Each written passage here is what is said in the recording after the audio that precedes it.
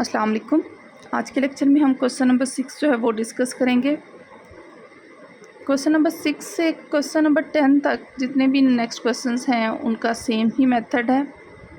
इसमें देखें कि 4 वैल्यूज़ हैं जो कि एक कम्बिनेशन की फॉर्म में मल्टीप्लाई हो रहे हैं और जो एक कांस्टेंट वैल्यू के इक्वल है।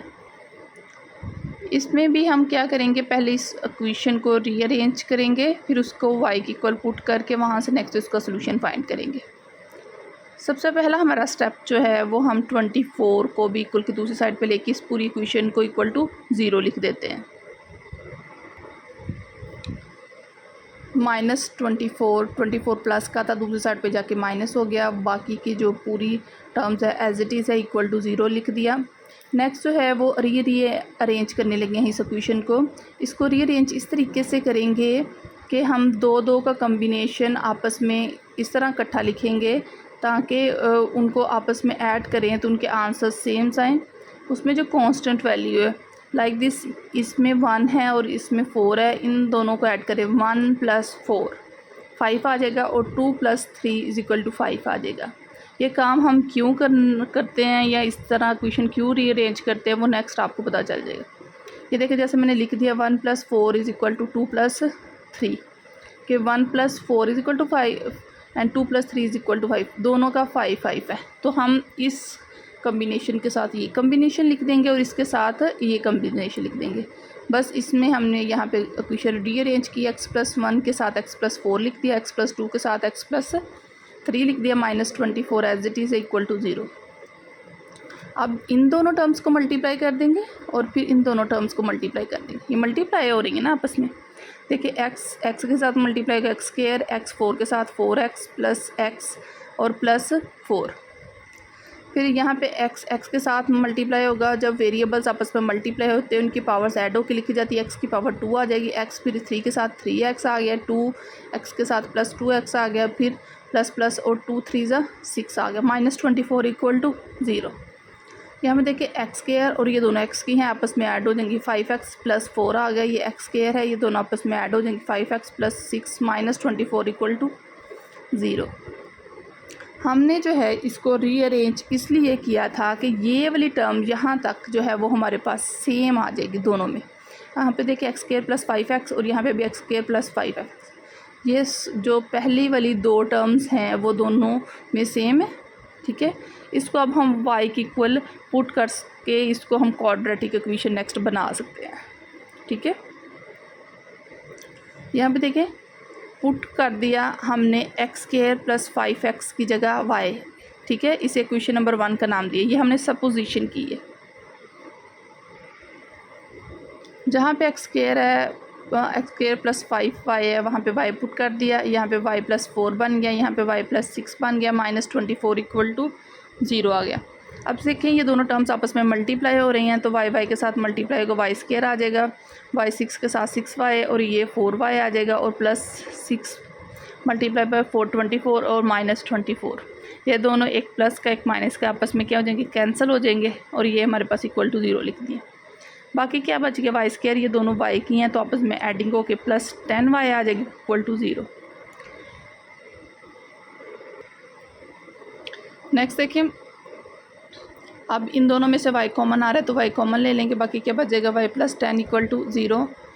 इसमें y भी = 0 है और ये पूरी टर्म भी = 0, y = 0 और y + 10 = 0। y = 0, एक y की वैल्यू तो निकल आई है, दूसरी यहाँ से निकालेंगे, ये 10 प्लस का दूसरी साइड पे जाके क्या हो जाएगा, माइनस का y = -10 आ गया, ठीक है। y की वैल्यू एक y = 0 आ गई, दूसरी y = -10। अब यही दोनों टर्म्स जो हैं हम इक्वेशन नंबर 1 में जिसमें हमने इसे y के इक्वल पुट किया था, सपोजिशन की थी, उसमें 1 बाय 1 पुट करेंगे, ठीक है। यहाँ पे देखें सबसे पहले y = 0 इक्वेशन नंबर 1 में पुट करने लगे हैं। इक्वेशन नंबर 1 हमारे पास क्या थी, x² + 5x = y, x² + 5x as it is है, y की जगह 0 पुट कर दिया। अब इन दोनों में से x कॉमन आ रहा है, x कॉमन ले लिया, x + y 5 = 0 आ गया। यहाँ पे देखिए x भी = 0 है और x + 5 भी = 0 है। हमने इन दोनों को अलग अलग करके लिख दिया, x = 0, x + 5 = 0। यहाँ से देखिए अब x की वैल्यू 1 निकल आई है 0 और दूसरी जो है हम यहाँ से फाइंड करेंगे 5 प्लस का, दूसरी साइड पे जाके क्या हो जाएगा माइनस का। तो अब यहाँ से x की दो वैल्यू अभी तक निकली हैं, x इक्वल टू 0 और x इज इक्वल टू -5, एक ये दूसरी ये, ठीक है। हमने y is equal to 0 put कर दिया था, y इज इक्वल टू हमारे पास जो है वो 10 था, ठीक है। अब हम -10 तो वो हम जो है क्वेश्चन नंबर 1 में पुट करेंगे। क्वेश्चन नंबर 1 हमारे पास थी x² + 5x equal to y, x² + 5x वैसे y की जगह -10 पुट कर दिया, ठीक है। -10 है तो दूसरी साइड पे ले जाएंगे तो +10 हो जाएगा, x² + 5x + 10 इक्वल टू 0 हो गया। अब हम जो है इसको सॉल्व करने लगे हैं तो ये फैक्टराइजेशन से सॉल्व नहीं होगा, तो इसको हम बाय क्वाड्रेटिक फार्मूला सॉल्व करते हैं। तो क्वाड्रेटिक फार्मूला सॉल्व करने के लिए सबसे पहले इक्वेशन को standard form of quadratic equation के साथ कंपैरिजन करते हैं। कंपेयर करने के बाद a, b और c की वैल्यूज़ फाइंड कर ली। यहाँ से इन दोनों को जब कंपेयर किया, a की 1, b की 5 और c की 10 क्वाड्रेटिक फार्मूले में पुट करेंगे। क्वाड्रेटिक फार्मूला क्या है, x equal to -b plus -√b का square -4ac divided by 2a। ये ना इसमें वैल्यूज़ बस पुट करेंगे।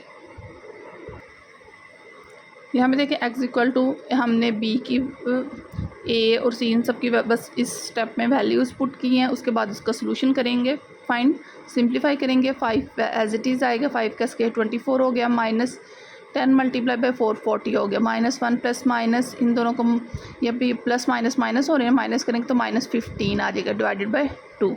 x equal to -5 plus minus ये 15 और स्क्वायर रूट -1 लग लिख दें जो किसके इक्वल आता है, एओटा के कॉम्प्लेक्स नंबर के।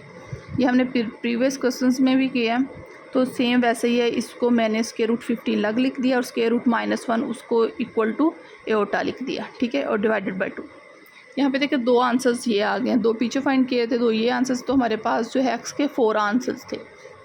उस इक्वेशन में जब कम्बिनेशन को हम आपस में मल्टीप्लाई करते हैं तो x की हाईएस्ट पावर हमारे पास क्या आती है, 4, ठीक है, जब डायरेक्ट मल्टीप्लाई। तो इसका मतलब है कि जब उस इक्वेशन के रूट्स निकलेंगे वो भी 4 टाइम्स होंगे। इट मीन्स डैट उसका सॉल्यूशन या उसका आंसर हमारे पास 4 रूट्स में आएगा, ठीक है। एक -5 0 और ये +- 2 ये हैं, तो ठीक है, तो 4 आंसर्स आ गए हैं। हमने इसको कर्ली ब्रैकेट्स में लिखेंगे, यही इसका सॉल्यूशन सेट है, आंसर। Thank you.